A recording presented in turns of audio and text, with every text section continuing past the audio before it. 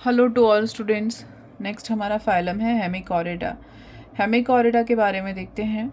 हेमिकॉरिड्स are usually described as a primitive Chordata. This phylum has worm like animals of shallow ocean water was considered closely related to the chordates. Chordates was based on the presence of gill slits and the so-called notochord.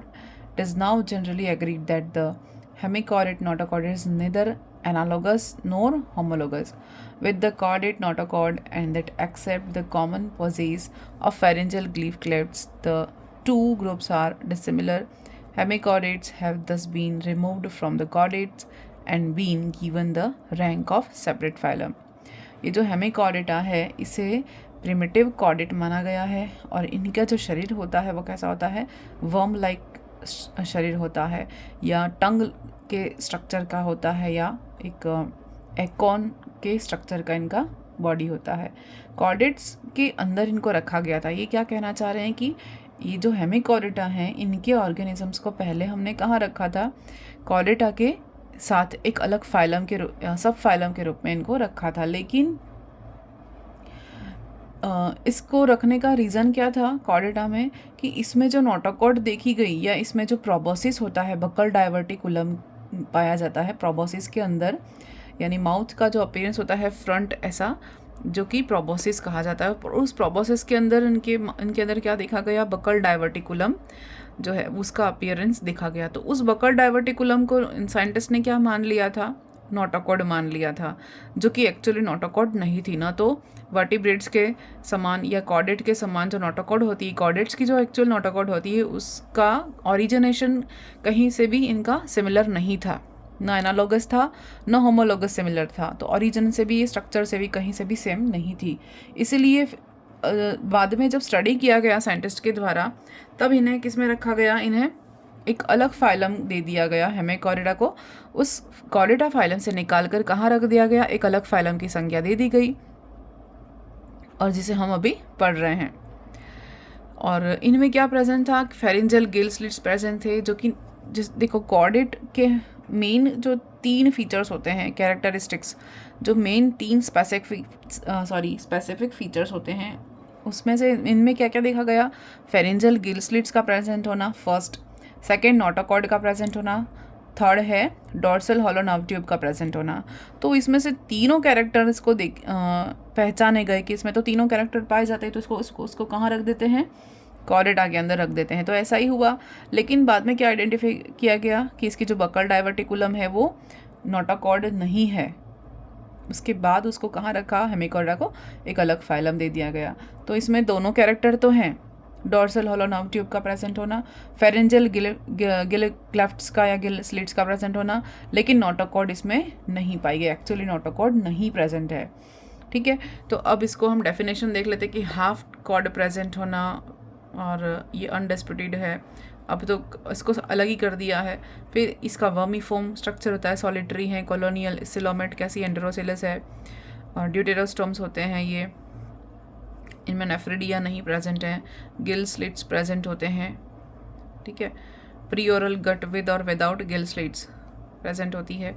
अब यहाँ देखिए general characters, exclusively marine, solitary, colonial, mostly कैसा है, ट्यूबिकोलस, यानी body कैसा है, नली का आकार है और इनमें कोई अपवाद स्वच्छ जल में नहीं मिलेगा।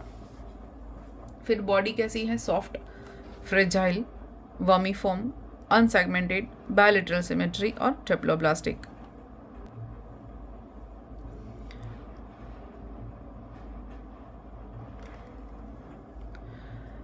सेकेंड नेक्स्ट देखते हैं, body wall of single layered epidermis with mucus gland, no dermis present.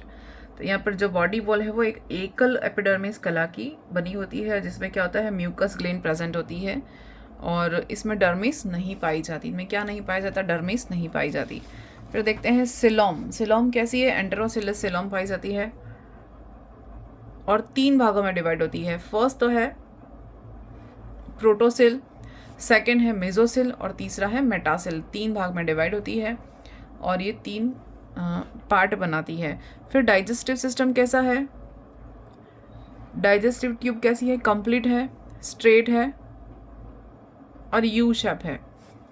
और इनमें फॉगट या आगे का जो भाग है वो एक खोखले बकल डायवर्टिकुलम का निर्माण करता है। कहाँ पर? प्रोबोसिस के अंदर। और इसी को अर्लियर क्या माना गया था?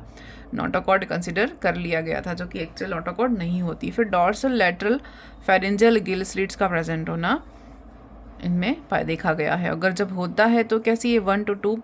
1 to सेवरल पेयर्स प्रेजेंट होती हैं गिल्स। और ये कैसे हैं? ये सिलियरी फिल्टर फीडर हैं। ये अपना जो भोजन है वो निस्यंद करके या छान कर खाते हैं, फिल्टर कर कर खाते हैं।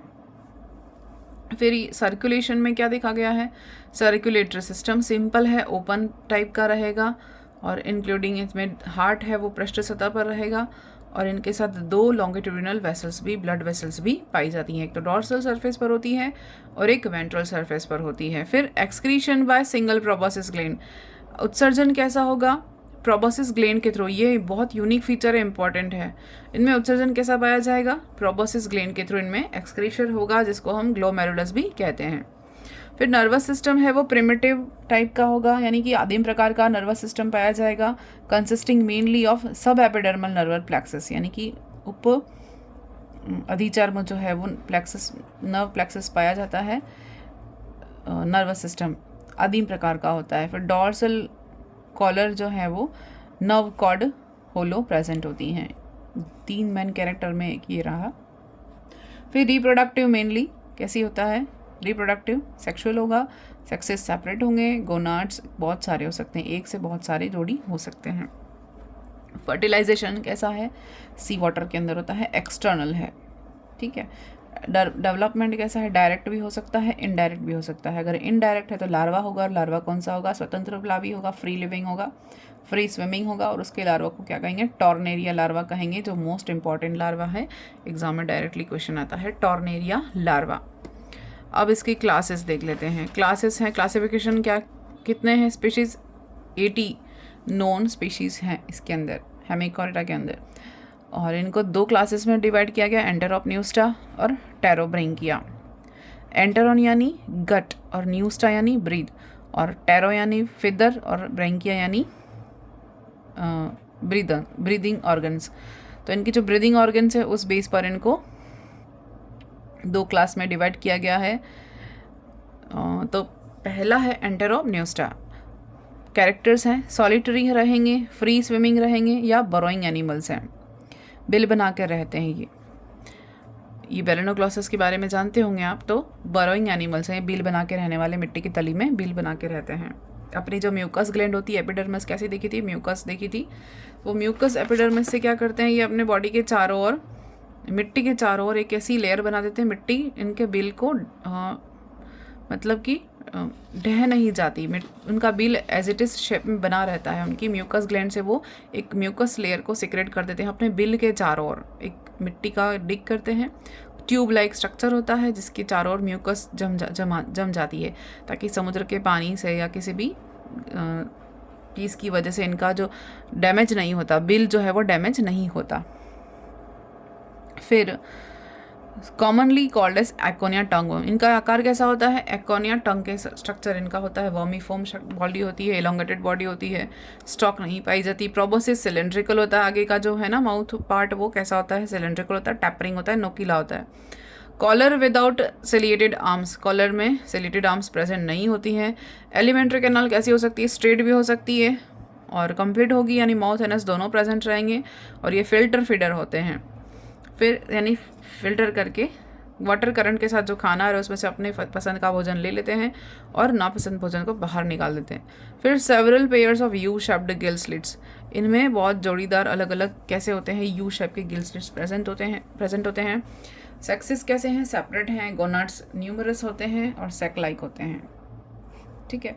डेवलपमेंट कैसा है? इंक्लूड टॉर्नेरिया लार्वा, यानी इन तीनों के लार्वा को क्या कहते हैं? टॉर्नेरिया लार्वा कहते हैं। इनमें असेक्सुअल बडिंग होती है? नहीं होती, असेक्सुअल रिप्रोडक्शन का कोई स्थान नहीं है, जबकि इसमें मिलेगा, तो ये अंतर है, ध्यान रखना पड़ेगा। बेरेनोग्लॉसस, सेकोग्लॉसस और प्रोटोग्लॉसस, ये 3 मेन कैरेक्टर हैं, एग्जाम्पल है, इंपॉर्टेंट है, ये सबसे ज़्यादा इंपॉर्टेंट है, यूनिक है। फिर क्लास 2 है टेरोब्रेंकिया, इसका मतलब होता है फिदर, और ये होता है गिल्स। सॉलिटरी रहेंगे, कॉलोनियल हो सकते हैं, सेसाइल होंगे और ट्यूबिकुलस हो सकते हैं। नलिकाकार शरीर हो सकता है। Animal living inside secreted chitinous tubes, chitinous tube होती है जो कि बॉडी से सिक्रेट होती है एपिडर्मिस से, उसके अंदर इनकी बॉडी रहती है। बॉडी शॉर्ट होगी, छोटे हैं, कॉम्पैक्ट होता है शरीर, स्टॉक रहता है अटैचमेंट के लिए, चिपकने के लिए क्या प्रेजेंट है, स्टॉक। प्रोबोसिस कैसी है, शील्ड लाइक होती है। कॉलर जो है वो सेलेटेड आर्म्स प्रेजेंट होती हैं कॉलर में, कॉलर बियरिंग सीरिएटेड आर्म्स। फिर एलिमेंट्री कैनाल यू शेप है। Anus dorsal lying near mouth, anus कहाँ प्रेजेंट होता है, माउथ के पास में प्रेजेंट होता है, क्योंकि इनकी एलिमेंट्री कैनाल यू शेप की है तो एनस और माउथ दोनों एक ही शेप, ऐसी एक ही पोजीशन पर रहेंगे। और ये कैसे हैं, ये फिल्टर फीडर हैं, ये भी कैसे हैं, फिल्टर फीडर। फिर लास्ट देखते हैं गिल स्लीट्स कैसे हैं, वन पेयर और एब्सेंट। गिल स्लीट्स ये यू शेप नहीं होते हैं, यू शेप नहीं होते हैं, जबकि उसमें यू शेप थे इसमें, इस वाली क्लास में एंटेरोपन्यूस्टा में। जबकि टेरोब्रेंकिया में कैसे हैं, गिल स्लिट्स एक जोड़ी हो सकते हैं या अनुपस्थित हो सकते हैं, और यू शेप कभी भी नहीं होते हैं। फिर सेक्सेस सेपरेट है और यूनाइटेड भी हो सकते हैं, यानी कि मेल फीमेल एक भी हो सकते हैं और अलग भी हो सकते हैं, और गोनाड्स वन और वन पेयर भी हो सकता है। डेवलपमेंट कैसा है, डायरेक्ट भी हो सकता है और इनडायरेक्ट भी हो सकता है। लार्वा प्रेजेंट और एब्सेंट दोनों सिचुएशन रहेंगी, और इनमें असेक्सुअल रिप्रोडक्शन पाया जाएगा बडिंग के थ्रू। ये यूनिक कैरेक्टर इंपॉर्टेंट है, इसमें असेक्सुअल रिप्रोडक्शन देखा गया है कौन सी प्रोसेस के थ्रू, बडिंग प्रोसेस के थ्रू।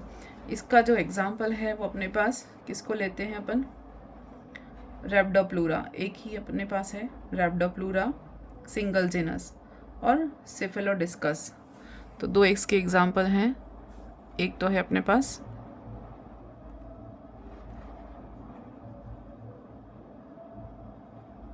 रैप्डोप्लूरा और दूसरा है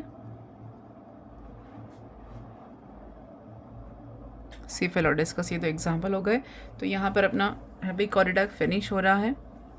इसके बाद हम लाइफ साइकिल शुरू करेंगे, ओबेलिया, अमीबा, इन सब की, जो भी पहले प्रायोरिटी देंगे जो फर्स्ट ग्रेड के सिलेबस में है, और उसके बाद एक एक करके सबके हम लाइफ साइकिल देखेंगे। Thank you.